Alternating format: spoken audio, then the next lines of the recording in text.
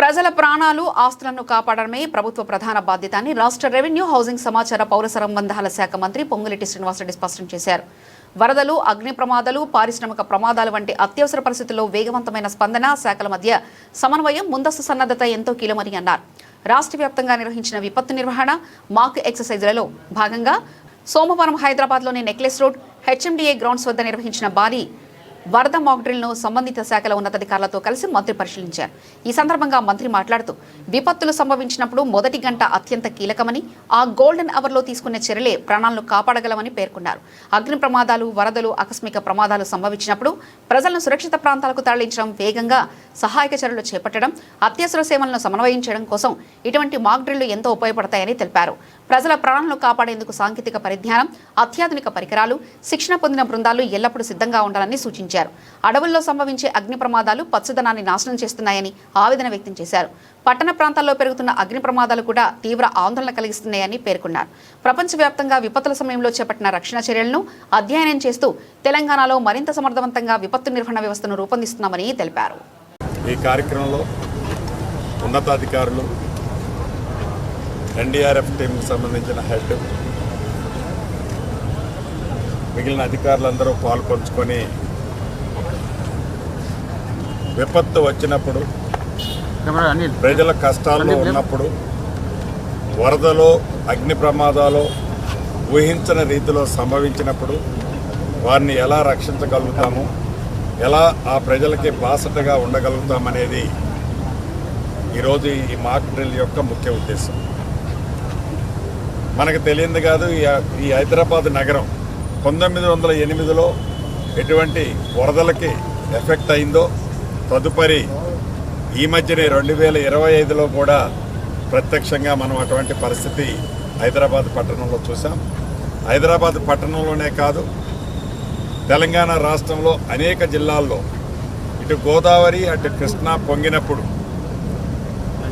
పై రాష్ట్రాల్లో అత్యధిక వర్షాలు కురిసి కనీ విని ఎరగని వరద వచ్చినప్పుడు ఈ ప్రాంతాల్లో అగ్ని కొన్ని సందర్భాల్లో సంభవించినప్పుడు, అటవీ ప్రాంతాల్లో అగ్ని సంభవించి గ్రీనరీని ఏదైతే మన తాతలు తండ్రుల నుంచి పెంచుకుంటూ వచ్చిన గ్రీనరీ మన కళ్ళ ముందే బర్న్ అయిపోతున్నప్పుడు దీన్ని ఎలా కాపాడాలి, ఎలా రక్షించాలి అనే అంశం మీద ప్రపంచంలో ఉన్న లేటెస్ట్ ఎక్విప్మెంట్ అంతా తెలంగాణ రాష్ట్రంలో తీసుకొచ్చే దాంట్లో రాష్ట్ర ప్రభుత్వం అధికారుల సూచనలు, ఆలోచనలకు అనుగుణంగా ఈ దేశంలోనున్న వివిధ రాష్ట్రాలతో పాటు ప్రపంచంలోని అనేక దేశాల్లో విపత్తు వచ్చినప్పుడు అక్కడ వారిని ఎలా సేవ్ చేయగలిగారు, ఏ ఎక్విప్మెంట్ని యూటిలైజేషన్ చేసి, ఏ ఎక్విప్మెంట్ని వాడి వారిని సురక్షిత ప్రాంతాలకి తరలించగలిగారో, ప్రాణ నష్టంతో పాటు ఆస్తి నష్టం మినిమం జరిగే విధంగా ఎలా ఈ టెక్నాలజీని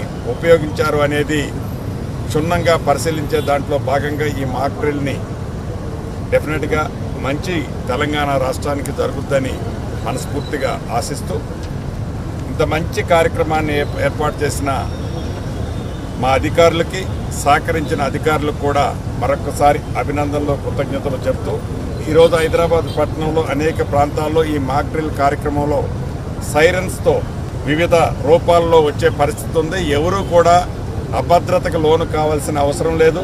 అదే రకంగా సోషల్ మీడియాని యూటిలైజ్ చేసే సోషల్ మీడియా మిత్రులు కూడా దీన్ని రాంగ్ డైరెక్షన్కి తీసుకెళ్లొద్దని కూడా ఈ వేదిక ద్వారా వారిని కూడా కోరుతూ, మరొకసారి తప్పకుండా భవిష్యత్తులో విపత్తు, వరదలు కానీ, అగ్ని సంభవించినప్పుడు కానీ, ఇతరత్ర ఊహించని ప్రమాదాలు జరిగినప్పుడు జరుగుతున్న దాంట్లో మొదటి గంట అనేది చాలా క్రుషియల్ గంట.